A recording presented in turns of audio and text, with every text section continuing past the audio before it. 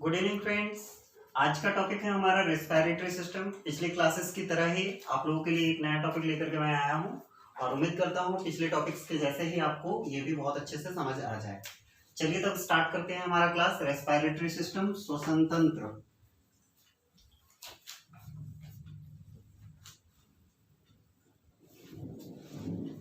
आपने एक वर्ड सुना होगा, breathing.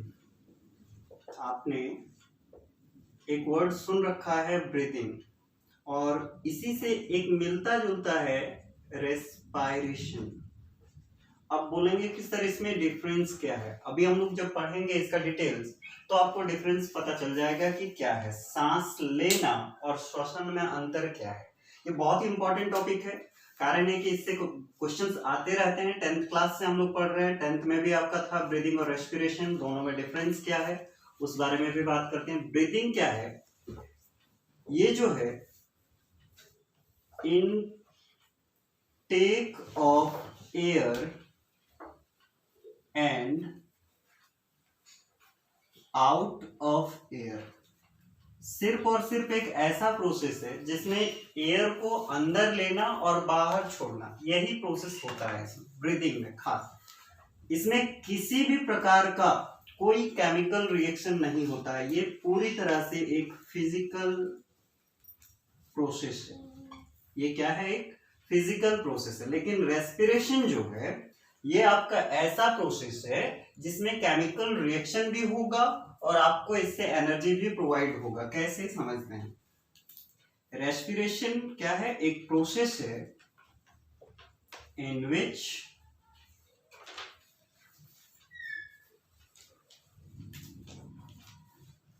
respiration is a process in which oxygen breaks glucose to form energy। Oxygen क्या करता है, ग्लूकोज को ब्रेक करके आपको एनर्जी प्रोवाइड करता है। कैसे प्रोवाइड करता है हम लोग यहाँ पे बात करते हैं। जैसे ये एटमॉस्फेरिक एयर जो होता है, वायुमंडल का जो एयर होता है, इस एयर को हम लोग क्या करते हैं, इनटेक करते हैं। किसके द्वारा, नोज के द्वारा। फिर नोज इसको क्या करता है, आपके फेरिंग्स तक इसको पहुंचा देता है, फेरिंग्स तक पहुंचाता है। फिर ये फेरिंग्स ले जाकर के इसको कहां पहुंचाएगा, लंग्स तक। लंग्स से ये आगे बढ़ता है, ब्लड के पास जाएगा, जहां ब्लड क्या करेगा, ऑक्सीजन को अपने साथ ले लेगा, बाकी गैसेस को आउट कर देगा, साइड कर देगा। और यही ब्लड जो ऑक्सीजन के साथ आया ये प्योर ब्लड कहलाएगा। और ये ब्लड फिर कहां पहुंचेगा, हार्ट तक पहुंचेगा। हार्ट क्या करेगा, इस ब्लड को ऑर्गन्स में भेज देगा। आपके पूरे बॉडी के जो ऑर्गन्स है उनको भेजेगा। अब ऑर्गन्स क्या करते हैं, इस ब्लड को सेल्स के पास भेजते हैं। आपके पूरे के पूरे ऑर्गन्स में जितने भी सेल जो जो काम कर रहे हैं उनके पास भेज दिया जाता है। और ये सेल्स क्या करेंगे, पूरी बॉडी में सप्लाई करेंगे। इस पूरे के पूरे एयर को किसमें सप्लाई करेंगे, बॉडी में। और यहां से लेकर के यहां तक का जो प्रोसेस है यही कहलाया आपका क्या, रेस्पिरेशन। क्योंकि हम लोग को पढ़ना है रेस्पिरेटरी सिस्टम, बात करेंगे अभी। रेस्पिरेशन में क्या होता है, एयर जो है नोज से लेकर के लंग्स तक, यहां तक जो पहुंचता है इसको बोला जाता है एक्सटर्नल रेस्पिरेशन। ठीक है, बाहरी श्वसन कहा जाता है, एक्सटर्नल रेस्पिरेशन कहा जाता है। लेकिन ब्लड जो हार्ट के पास पहुंचा, ब्लड जो हार्ट के पास पहुंचा, इसे बोला जाएगा ट्रांसपोर्टेशन। ट्रांसपोर्टेशन ऑफ गैसेस, गैसों का आदान प्रदान। और ऑर्गन्स से लेकर के सेल और सेल से फिर बॉडी तक, ये आपका कहलाता है सेलुलर रेस्पिरेशन।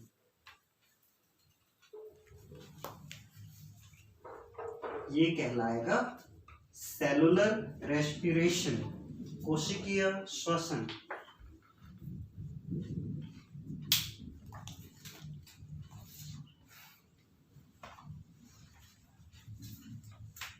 रेस्पिरेशन जो होगा वो दो टाइप में होगा, एक एरोबिक और एक अनएरोबिक। एक एरोबिक, अनएरोबिक। 10th क्लास में आपने देखा होगा, क्वेश्चन आता है एरोबिक और अनएरोबिक रेस्पिरेशन में डिफरेंस क्या है। तो डिफरेंस हम लोग एक एक करके यहां समझते हैं। एरोबिक में क्या होता है, ये जो क्रिया होगा, ये जो प्रोसेस होगा in the presence of oxygen, in the presence of oxygen, oxygen की उपस्थिति में होगा ये काम।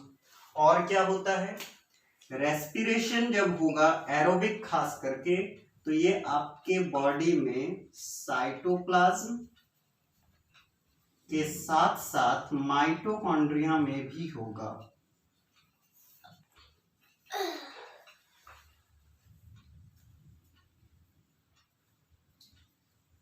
साइटोप्लाज्म के साथ साथ किसमें होगा, माइटोकॉन्ड्रिया में भी होगा। आपने पढ़ रखा होगा माइटोकॉन्ड्रिया को ही बॉडी का पावर हाउस कहा जाता है, बिजली घर कहा जाता है। क्यों?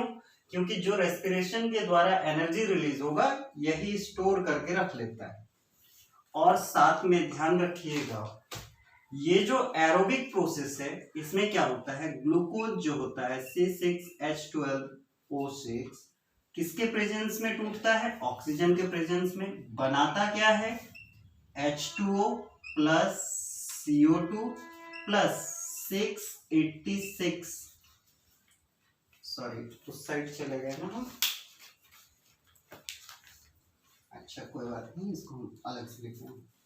686 कैलोरी एनर्जी प्रोड्यूस करता है। कितना कैलोरी एनर्जी प्रोड्यूस करता है, 686। ये आपको 686 कैलोरी एनर्जी प्रोवाइड कर देता है। ये तो हो गया आपका एरोबिक की बातें। होता किसमें है ये जितने भी एनिमल्स के आप नाम जानते हो वो सारे में एरोबिक ही होता है। एनिमल्स, ह्यूमंस में भी होगा, ठीक है। लेकिन अनएरोबिक में क्या होता है, जस्ट इसका थोड़ा ऑपोजिट है वो। अनएरोबिक में क्या होगा, एब्सेंस ऑफ ऑक्सीजन, ऑक्सीजन के एब्सेंस में होगा, ऑक्सीजन इसमें नहीं पाया जाएगा। सेकंड पॉइंट, ये ओनली इन साइटोप्लाज्म में होगा, इसमें माइटोकॉन्ड्रिया का कोई रोल नहीं है, ये सिर्फ साइटोप्लाज्म में होता है। थर्ड पॉइंट आपने यहां लिख रखा है, ग्लूकोज ऑक्सीजन के साथ मिल करके टूटता है, लेकिन इसमें ग्लूकोज का भाग है ही नहीं, तो इसमें ग्लूकोज का कोई रोल ही नहीं, सॉरी ऑक्सीजन का कोई रोल ही नहीं। C6H12O2 टूट जाएगा किसमें, इथाइल अल्कोहल C2H5OH में plus CO2 plus 50 calorie energy. ये आपको कितना एनर्जी प्रोवाइड करेगा, 50 कैलोरी एनर्जी प्रोवाइड करेगा। इथाइल अल्कोहल में ये टूटता है। इसको अगर बैलेंस करना चाहें तो बैलेंस भी कर सकते हैं आप, ठीक है। ये किसमें होता है, अनएरोबिक किसमें होता है, तो ये होता है आपका यूनिसेलुलर ऑर्गेनिज्म जो होते हैं, ईस्ट, अमोएबा। क्या इंसानों में ये हो सकता है, हो सकता है। कब होता है ये, जब कोई इंसान हार्ड वर्क करता है, बहुत कठिन काम करता है, हार्ड एक्टिविटी करता है, तब होता है। जैसे आप बहुत तेजी से दौड़ रहे हो, अपने शरीर को खटा रहे हो, बहुत तेजी से दौड़ने के समय में क्या होता है, आपके शरीर में यही प्रोसेस लगता है। वो क्या करता है, आपके मसल्स में जो फैट्स होता है उसको गलाना स्टार्ट करता है। क्यों गलाता है, रीजन यही है कि आपके शरीर को दौड़ते समय बहुत ज्यादा ऑक्सीजन की जरूरत पड़ेगी, बहुत ज्यादा किसकी जरूरत पड़ेगी, ग्लूकोज को जलाने की जरूरत पड़ेगी। लेकिन अनएरोबिक में क्या है, ऑक्सीजन है ही नहीं। तो जब आप ज्यादा ऑक्सीजन इसको दोगे दौड़ते समय, तब क्या होगा, हार्ड वर्क होगा, और यही हार्ड वर्क आपके मसल्स में यूज होते हैं। कहने का मतलब ये जो अनएरोबिक प्रोसेस होगा ह्यूमंस में कहां पे होगा? मसल्स में होगा।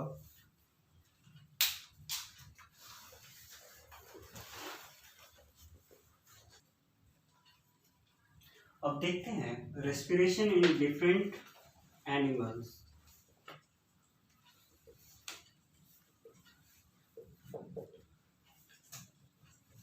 अलग अलग जानवर कैसे करके सांस लेते हैं, श्वसन लेते हैं, उनके बारे में हम बात करते हैं। आपसे क्वेश्चन दे दिया जाता है, किसी जानवर का नाम और पूछता है इनमें कहाँ से श्वसन होता है। जैसे एक बहुत इंपॉर्टेंट क्वेश्चन आपको बता दें, कॉकरोच का नाम दे देगा और बोलेगा कॉकरोच श्वसन कहाँ से करता है, आपको बताना रहता है। तो याद रहे श्वसन करने का 4 ही प्लेस होता है। पहला स्किल,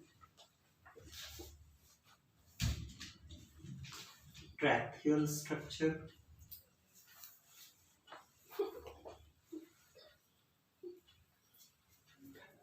स्ट्रक्चर, गिल्स और लंग्स। चलिए एक एक को हम लोग जानते हैं कौन कहाँ से सांस लेता है। स्किन, त्वचा से सांस लेने वाले जो जीव होंगे वो ज्यादातर आपके एम्फीबियंस होंगे। एम्फीबियंस जो उभयचर होते हैं, जल में भी रहते हैं, भूमि पे भी रहते हैं। उन्हीं में से अगर एग्जांपल्स लिखना चाहो तो आप फ्रॉग्स ले लो। साथ में लीच, जोंक, अर्थवर्म, केंचुआ, नेरिस, ये भी एक जीव है नेरिश, ये भी स्किन से सांस लेते हैं। ट्रैकियल स्ट्रक्चर से कैसे होता है समझो। ये इंसेक्ट्स में होता है, जैसे अभी हमने बात किया कॉकरोच वगैरह, मक्खी वगैरह, ये लोग ट्रैकियल स्ट्रक्चर से लेते हैं। होता क्या है, कोई एक कीड़ा है, उसका बॉडी मान के चलिए कि ऐसे है, ठीक है। बॉडी के अंदर में एक लीफ जैसा कुछ आकार होता है। ये तो सांस डायरेक्ट लेते हैं इसी नली से, और जैसे ही ये ट्रैकियल में ग्रसनी में आता है तो ये जो नली है, इस नली से जो एयर आता है वो चारों तरफ फैल जाता है। इसी को बोला जाता है ट्रैकियल स्ट्रक्चर। और ये किस में होता है? इंसेक्ट्स में होता है। गिल्स, एक्वाटिक एनिमल, जो पानी में रहने वाले जीव हैं। अब इसमें आपको कोई भी नाम दे सकता है, फिश का नाम दे दे और आपसे पूछे कि बताइए ये सांस कहाँ से लेता है। इन चारों ऑप्शंस में दिए रहेंगे, आपको लगाना रहेगा tick. Lungs, humans and animals. Humans, animals, birds, ये सारे के सारे लंग्स से सांस लेते हैं। तो ये था रेस्पिरेशन इन डिफरेंट एनिमल्स। आगे बात करते हैं हम लोग।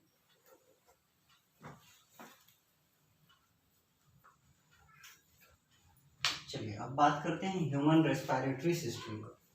आप सभी को पता होगा कि हमारा जो रेस्पिरेशन है वो स्टार्ट होता है कहाँ से? नोज से। हम लोग नोज से बात करेंगे, कैसे होता है वो सारी बातें अभी देखेंगे हम लोग, ठीक है। ये जो नोज है आपका, कुछ इस तरह रहता है। हम लोग बात करते हैं अभी नोज के बारे में। नोज का मेन वर्क क्या है?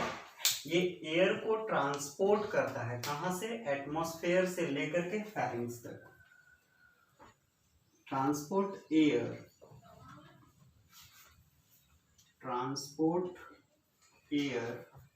फ्रॉम एटमॉस्फेयर टू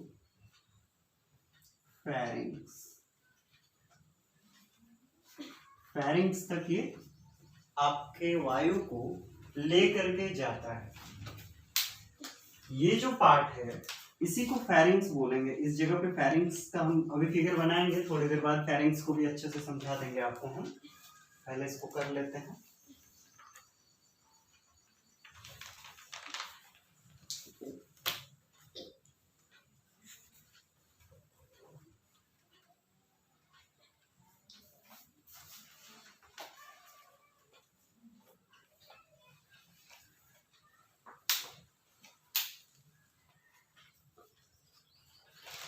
आप सभी को पता है कि नोज जो है हमारा वो दो चैम्बर में बटा हुआ है। आपको दिखता होगा दो होल, तो वो दो चैम्बर में बटा हुआ। कैसे बटा है, क्यों बटा है, उसके बारे में हम लोग बात करते हैं। उसको जो बांटता है उसको बोला जाता है नेसल चैम्बर। ठीक है, नेसल चैम्बर। और ये बांटने वाला कौन है, कौन डिवाइड करता है? नेसल चैम्बर जो होता है इसको डिवाइड करता है एक प्रकार का मसल्स जिसको बोला जाता है सेप्टम। सेप्टम मसल जो है यही इसको डिवाइड करता है टू पार्ट में, दो भागों में बांट देता है। ये जो सेप्टम होता है या नेसल चैम्बर जो होता है वो डबल लेयर स्किन होता है। इसमें हमारा जो स्किन है, ये जो स्किन है, चमड़ा है, ये नाक वाले भाग में डबल होता है, दो भागों में रहता है, जॉइंट रहता है, ये मुड़ा हुआ रहता है, डबल रहता है। और इसी चैम्बर पे डबल लेयर जब होगा तो याद रखिएगा यहीं पे आपके हेयर्स भी पाए जाएंगे। और हेयर्स करता क्या है, रिमूवल ऑफ डस्ट। ये डस्ट पार्टिकल्स को रोकता है। आगे बात करते हैं कैसे रोकता है, कितने तक रोक पाता है, सारी बातें करेंगे।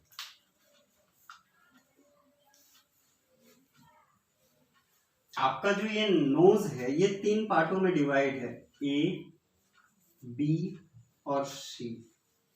ए जो फ्रंट भाग है, बी मिडिल भाग है और सी क्या है, लास्ट भाग है, लोअर भाग। जो ए पार्ट है आपका वो कहलाता है, जो ए पार्ट रहेगा वो आपका कहलाएगा वेस्टिबुल्स। ठीक है, ए पार्ट को क्या कहते हैं, वेस्टिबुल्स। वेस्टिबुल आपका सबसे फ्रंट भाग है, तो इसके लिए पहला पॉइंट ही क्या बचेगा, फ्रंट पार्ट ऑफ नोज। नाक का सबसे अग्र भाग है ये, इसी में आपको हेयर दिखते हैं, जिसके बारे में हम लोग बात किए आगे में। इस पोर्शन पे आपके हेयर्स रहते हैं। और हेयर क्या करते हैं, हम लोगों ने बात किया, रिमूव डस्ट को रोकता है।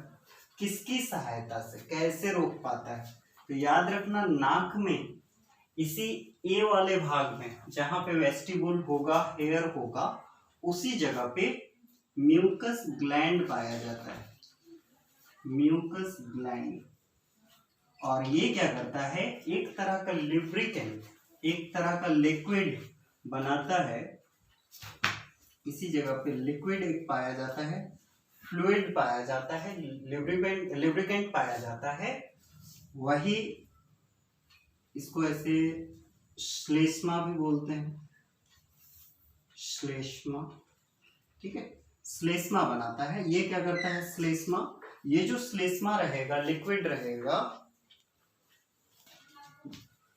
ये जो म्यूकस ग्लैंड है इसमें से एक लिक्विड निकलता है, श्लेष्मा निकलता है, फ्लूइड निकलता है। वो क्या करता है, डस्ट पार्टिकल्स को अपने साथ क्या कर लेता है, चिपका लेता है, अपने साथ रोक लेता है।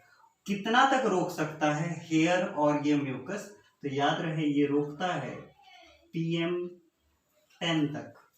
डस्ट का जो पार्टिकल होता है उसका साइज जो होता है वो PM10 होता है या PM2.5 होता है। तो ध्यान रखना 2.5 को रोक नहीं पाता, लेकिन PM10 को रोक लेता है ये। तो फिर 2.5 को जब नहीं रोक पाएगा तो ये कहाँ रुकेगा, हम आगे बात करेंगे इसके बारे में।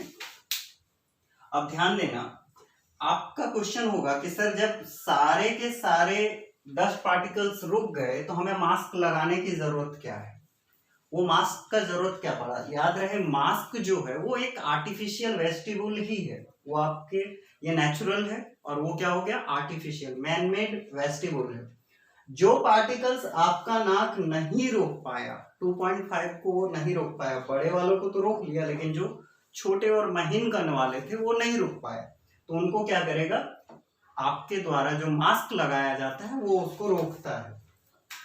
इसी तरह पार्ट बी की जब हम बात करेंगे, चलिए इसको रब करते हैं फिर बताते हैं।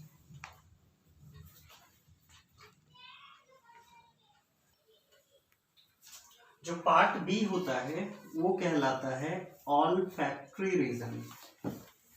ऑल्फैक्टरी रीजन, इसमें क्या होता है? ऑल्फैक्टरी रीजन में इसका डायरेक्ट कनेक्शन होता है, इस पार्ट का डायरेक्ट कनेक्शन होता है ब्रेन के साथ। इसका कनेक्शन किसके साथ होता है? ब्रेन के साथ। Connected with brain. और जब ये ब्रेन के साथ कनेक्ट होगा तो जरूर कुछ ना कुछ इंफॉर्मेशन पहुंचाता है, क्योंकि ब्रेन ही तो आपका सीपीयू कहलाता है। तो कौन सा इंफॉर्मेशन भेजेगा? तो याद रहे ऑल्फैक्टरी रीजन में ही आपको फीलिंग होता है, किस चीज का? फीलिंग्स ऑफ स्मेल, सुगंध या बदबू का जो फीलिंग होता है वो आता ही कहाँ पे है? ऑल्फैक्टरी रीजन में आता है।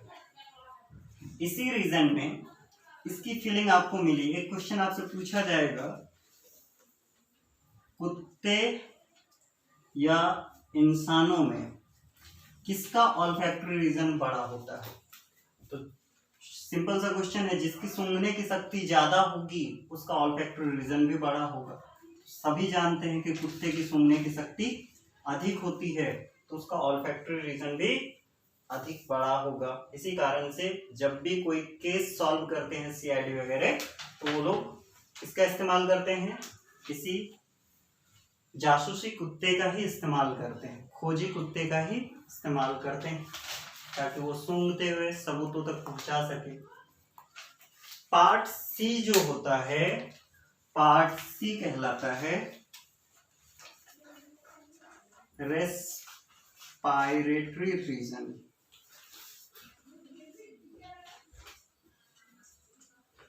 रेस्पायरेटरी रीजन पार्ट सी है आपका रेस्पायरेटरी रीजन। ये क्या करता है?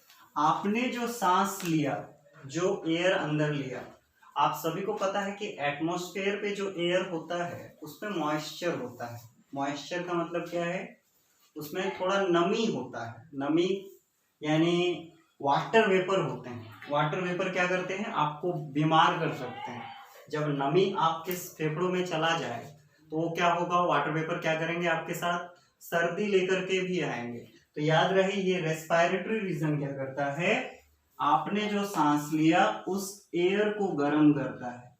एयर को क्या करता है? वार्म करता है। वार्म क्यों करता है? गर्म करने की रीजन क्या है? जब गर्म करेंगे तो जो वाटर वेपर है, यानी जो हमने सांस लिया ऑक्सीजन के साथ, जो गैसों के साथ सांस लिया, तो उसके अंदर में जो भी नमी था वो गर्म होने के बाद भाप बन के उड़ जाएगा, और आपको जिसकी जरूरत होगी वो सारा का सारा कहाँ पहुंच जाएगा? आपके फेफड़ों में। इसीलिए डॉक्टर्स हमेशा मना करते हैं कि कोई भी इंसान किससे सांस ना ले? मुंह से जल्दी ना ले। सांस लेना है तो किससे लेना है? नाक से ही लेना है। क्यों लेना है अभी समझा रहे हैं। मुंह में ना ए पार्ट मिलेगा, ना बी मिलेगा, ना सी मिलेगा। अगर ए पार्ट नहीं मिलेगा तो म्यूकस नहीं मिलेगा, हेयर नहीं मिलेगा। जब एयर इन करोगे मुंह से, तब ना हेयर मिला ना म्यूकस मिला, तो जो डस्ट पार्टिकल एयर के साथ आया, क्या वो छन पाया? क्या ये रोक पाया? नहीं रोक पाया, तो वो डायरेक्ट जाएगा आपका। फिर क्या हुआ? आपने जो भी सांस लिया उसका स्मेल भी आपको पता नहीं चला कि वो अच्छा था कि बुरा था। जो एयर हमारे शरीर में गया वो एयर अच्छा था, बुरा था, किसी मरे हुए जानवर से आ रहा था, कहाँ से आया हमें कुछ पता नहीं चला। अगर पता होता तो हम लोग क्या करते हैं? जब बदबू आती है तो तुरंत नाक को बंद कर दें। लेकिन इसमें क्या हुआ कि ऐसा कुछ भी नहीं हुआ, मुंह में ऐसा कुछ भी नहीं हुआ, तो यानी आपके अंदर में जो उसके पार्टिकल्स थे, सड़े हुए बदबूदार जो एयर आया उसके पार्टिकल्स भी मुंह में चले गए। थर्ड पार्ट, एयर में जो मॉइस्चर था उसको भी आपने नहीं रोका, यानी वार्म जब नहीं हुआ तो एयर में जो मॉइस्चर था वो भाप बन के उड़ा भी नहीं। जब नहीं उड़ेगा तो आपके फेफड़ों में क्या होगा, सर्दी का, जुकाम का अटैक होगा, आप बीमार पड़ोगे। तो ये 3 रीजन थे, 3 रीजन का मेन काम मैंने आपको बतलाया। आगे बात करते हैं हम लोग।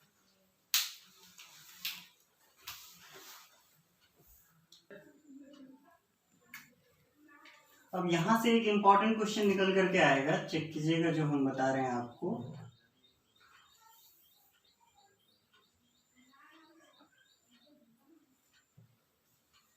फेरिंग्स कुछ इस तरह से दिखता है, ठीक है। फेरिंग्स डायरेक्ट जाकर के जुड़ता किससे है, ये आपका जो आगे में फ्रंट में विंड पाइप रहता है उसके साथ जुड़ता है, विंड पाइप, ठीक है। विंड पाइप के साथ ये जुड़ जाता है। लेकिन जो आप भोजन करते हो उसका भी एक पाइप है, फूड पाइप, और food pipe just wind pipe के पीछे होता है। देखो इधर से ये आया, तो फूड पाइप जब पीछे होता है तो यहीं पे हम लोग बात करते हैं। क्वेश्चन क्या होता है कि जब हम लोग भोजन लेते हैं और सांस लेते हैं तो दोनों एक ही जगह पे कहीं से क्रॉस करता है, एक दूसरे को क्रॉस करता है।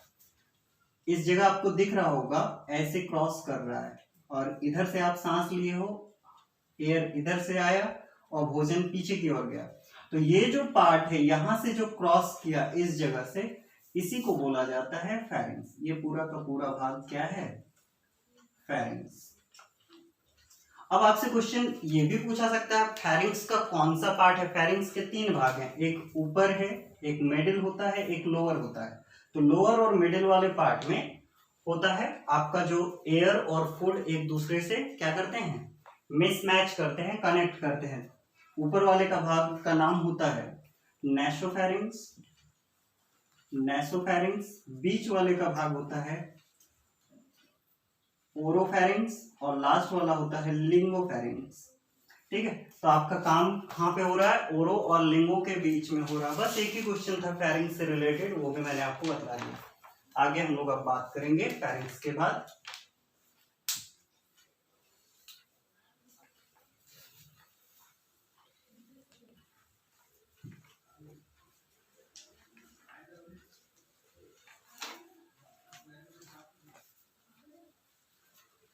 ट्रैकिया,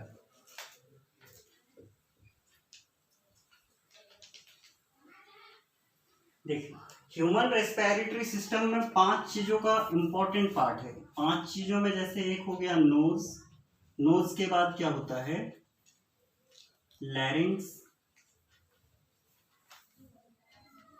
फिर फेरिंग्स, उसके बाद जब हम लोग बात करेंगे ट्रैकिया, फिर लंग्स।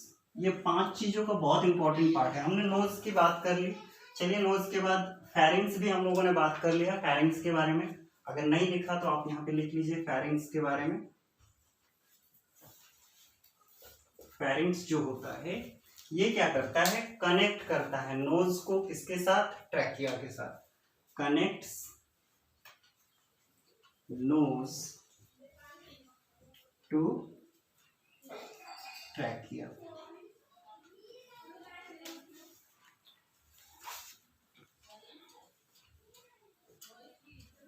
ठीक है, बस इतना ही पार्ट था।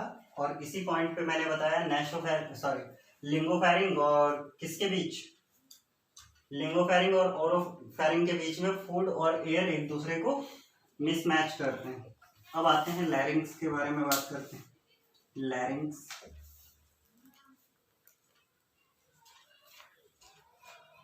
लैरिंग्स को हिंदी में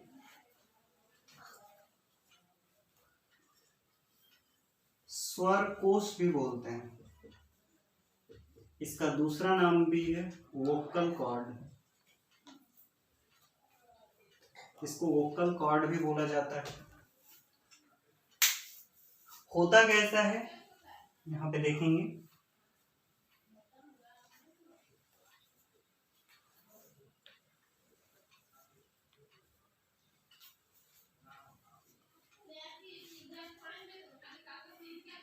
इसको बोला जाता है लैरिंक्स। इसके ऊपर में एक ऐसा फिगर मिलता है जिसको बोला जाता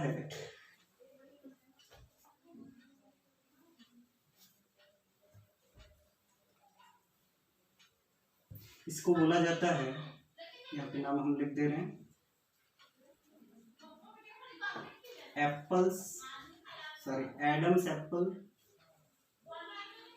एडम्स एप्पल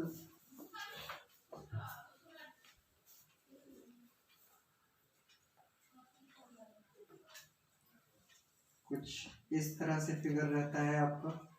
ये आपका विंड पाइप होगा, लैरिंग्स के साथ जो जुड़ा हुआ रहेगा वो आपका क्या है, विंड पाइप है।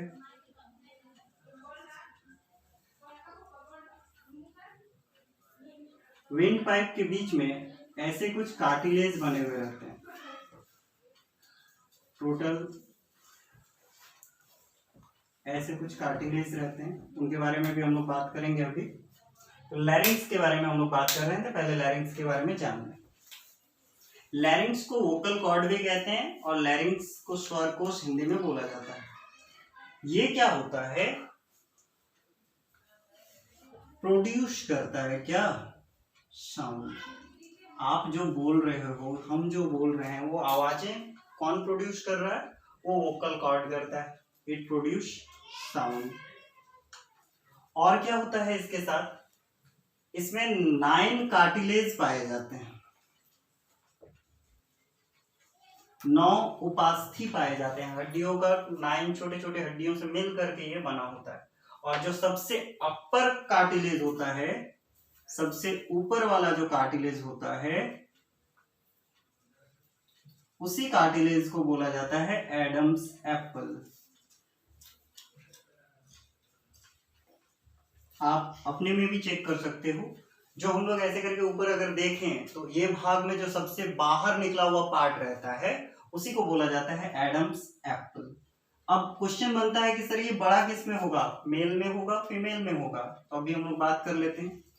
जो लैरिंग्स होता है, इसका साइज जो होगा, लैरिंग्स का जो साइज होता है वो मेल में होता है 20 mm और यही फीमेल में घट करके 15 mm हो जाता है, 15 mm हो जाता है। 5 mm का डिफरेंस होता है। कम होने के क्या फायदे हैं, ज्यादा होने के क्या फायदे हैं, वो भी हम लोग यहाँ पे बात करेंगे। अगर लैरिंग्स की साइज छोटी होगी, यानी इसके साइज में जो कमी आएगा, साइज अगर कम हुआ, नेगेटिव माइनस कर दे रहे हैं, साइज अगर कम होगा तो ये प्रोड्यूस हाई पिच, ये तारत्व अधिक उत्पन्न करेगा। कहने का मतलब, जिनके लैरिंग्स की साइज कम होती है उनका साउंड का पिच क्या होगा, हाई होगा। पिच का मतलब यहीं पे समझ लीजिए, उनके स्वर जो होगा, उनकी आवाज जो होगी वो पतली होगी, पतली आवाज होगी, तीखी आवाज होगी, पतली और तीखी होगी। कहने का मतलब, बिल्ली भी दहाड़ती है, शेर भी दहाड़ता है, लेकिन शेर का आवाज मोटा निकलता है, बिल्ली का आवाज पतला निकलता है। रीजन क्या है, उनका शरीर क्या छोटा बड़ा होने के कारण? नहीं, उनका वोकल कॉर्ड छोटा बड़ा होने के कारण ऐसा होता है। तो अगर हम आपसे क्वेश्चन पूछें कि लड़के में और लड़कियों में से किसका आवाज ज्यादा सुरीला या पतला होगा, तो साफ पता चल जाता है कि लड़कियों के आवाज में थोड़ा बहुत पतलापन रहेगा, उनके आवाज में थोड़ा मीठापन रहेगा, क्योंकि उनकी आवाज बहुत तेज गूंजेगी। पतली आवाज होने के साथ साथ उनका तारत्व अधिक होने के कारण, हाई पिच होने के कारण क्या होता है, उनकी आवाज में जो पतलापन है वो ज्यादा आपको सुनाई देगा। तो ये था आपका लैरिंग्स। आगे हम लोग बात करेंगे अब लंग्स के बारे में या विंड पाइप के बारे में।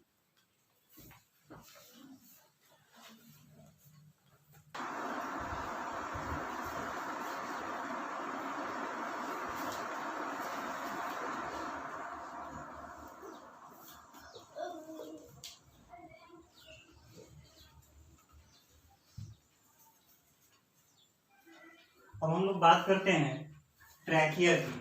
ये जो पार्ट है इसी को बोला जाता है ट्रैकिया, ठीक है। इसको वेंट पाइप भी बोला जाता है, वेंट पाइप। ये आपका लंग्स है, सॉरी इस साइड लिख देते हैं। ये आपके लंग्स हैं। ये जो भाग है, ये वाला पार्ट जो डबल मेम्ब्रेन दिख रहा है आपको, इसको बोला जाता है प्लेउरा मेम्ब्रेन।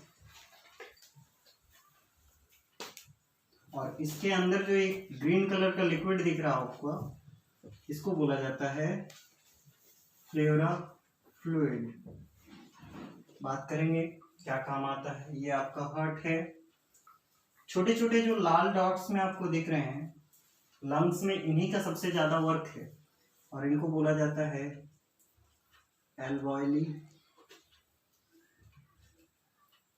Alveoli, alveoli. ये जो ट्री लाइक स्ट्रक्चर है, ब्रांचेस बने हुए हैं, उनको बोला जाएगा ब्रोंकाइटिस, ठीक है। तो अब हम लोग एक एक करके बात करते हैं सारे के। ट्रैकिया, ट्रैकिया को हम लोगों ने क्या बताया, वेंट पाइप है। ये आपका वेंट पाइप जो एयर लाने का काम करता है, इसी का काम है। शेप कैसा होता है, सिलिंड्रिकल शेप होता है।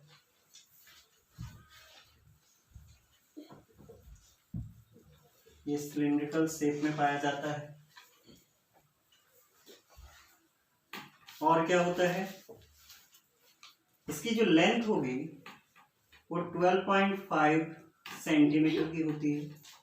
12.5 सेंटीमीटर लेंथ में होगा। इसके ऊपर कार्टिलेज लगे हुए रहते हैं, सी शेप्ड में होते हैं वो, सी शेप्ड कार्टिलेज। इन कार्टिलेजों का काम क्या है, तो ध्यान रखिएगा, विंड पाइप जो है इसमें मसल्स नहीं पाए जाते, तो इनको स्ट्रॉन्ग बनाता है। ये इनका काम क्या है, स्ट्रॉन्गनेस प्रोवाइड करना। जैसे मान लो बहुत देर तक आप योगा कर रहे हो, सांस रोक करके रखे हो, तो सांस जब रोक करके रखोगे तो क्या होगा, एयर जब अंदर नहीं जाएगा तो ये सिकुड़ जाएगा, और सिकुड़ने के साथ ये चिपकने का डर रहता है। अगर चिपक गया एक बार, फिर आप कितना भी सांस भर लो वो खुलेगा ही नहीं, तो मर जाओगे। तो इनको ना चिपकने देता है ना ज्यादा फूलने देता है। वो किसका काम है, इन्हीं कार्टिलेज का, इन्हीं हड्डियों का काम है, जो साइड में सी शेप में, सी आकार में उनके साथ रहेंगे। ये था आपका ट्रैकिया। ट्रैकिया आगे चल करके ब्रोंकीज में बदल जाते हैं, ब्रोंकाइटिस में बदल जाएंगे, आप देख ही रहे हो। अब हम लोग बात करते हैं एल्वियोली। एल्वियोलाई का बात करें अगर, तो लंग्स में इन्हीं का सबसे बड़ा काम है। क्या करते हैं ये, प्यूरिफाई करते हैं ब्लड को। ब्लड को परिष्करण करने का काम ही इनका है, प्यूरिफाई है। पिछले क्लास में मैंने किडनी के बारे में बताया था, वो फिल्टर करता है, और लंग्स क्या करता है, प्यूरिफाई करता है। तो ये आपके ब्लड को साफ करने का काम करते हैं, प्योर ब्लड बनाने में काम आता है। ये इम्प्योर से प्योरनेस में लेकर के जाता है, प्यूरिफाई करता है। CO2 को ये बाहर कर देते हैं। होते कितने हैं, लगभग 30 करोड़ होते हैं आपके लंग्स में, लगभग 30 करोड़ तक ये होते हैं। ये प्यूरिफाई करता है आपके ब्लड को। और क्या करता है, लंग्स से ब्लड को ट्रांसपोर्ट करता है, कहां तक, transport blood to heart, heart तक पहुंचाने का भी यही काम करेगा, आपके ब्लड को यहाँ तक लाने का काम भी यही करेगा। ध्यान रहे लंग्स भी एक छोटा एक बड़ा होता है। जो लेफ्ट साइड वाला है जिधर आपका हार्ट रहता है उस साइड का लेंथ थोड़ा छोटा होता है, इधर वाले का थोड़ा बड़ा। किसी किसी इंसान का लाखों में कोई एक होगा जिसका हार्ट दाएं साइड भी होता है, लेकिन बहुत कम लोगों में ये पाया जाता है। ये एल्वियोली है। अगर बात करें नीचे वाले पोर्शन का, ये वाला भाग, तो इसको बोला जाता है डायफ्राम। इसको क्या नाम दिया जाता है? डायफ्राम। ये क्या करता है, समझिए बात को अच्छे से। बहुत तेज हम लोग दौड़ रहे हैं तो कुछ देर बाद हम लोग हाँफने लगते हैं, बहुत तेज सांसें चलने लगती है, तो क्या होता है, अगर ये ना रहे तब क्या होगा, पता चला कि ये पूरा का पूरा जो हमारा लंग्स है वो स्टोमक में चला गया, पेट में चला गया, आप ढूंढते रहोगे पेट में कहाँ है ये, ठीक है। तो ये गिरने का डर रहता है, तो इसको गिरने से बचाता कौन है? डायफ्राम। ऊपर नीचे जब आपका धड़कनें तेज होती हैं, दौड़ते हो, तेजी से बहुत काम करते हो, तो आपके साइज को शेप में रखने का काम ही कौन करता है? डायफ्राम। यानी लंग्स को शेप प्रोवाइड करवाता है डायफ्राम। तो फ्रेंड्स, ये था आपका आज का रेस्पिरेटरी सिस्टम। उम्मीद कर रहे हैं इससे रिलेटेड जो भी क्वेश्चंस आपके बन पाते हैं आप बनाओगे। अगर कोई नया क्वेश्चन आपको दिख जाता है तो हमारे कमेंट बॉक्स में एक बार जाकर के सजेस्ट कीजिए। इससे आगे की वीडियोस में हम कोशिश करेंगे उससे रिलेटेड जो भी क्वेश्चंस होंगे आपको बता दें। फिलहाल अभी तक के लिए ये था हमारा रेस्पिरेटरी सिस्टम। अगर आपके पास हो ऐसे कोई क्वेश्चंस तो एक बार सजेस्ट जरूर करें। Thank you.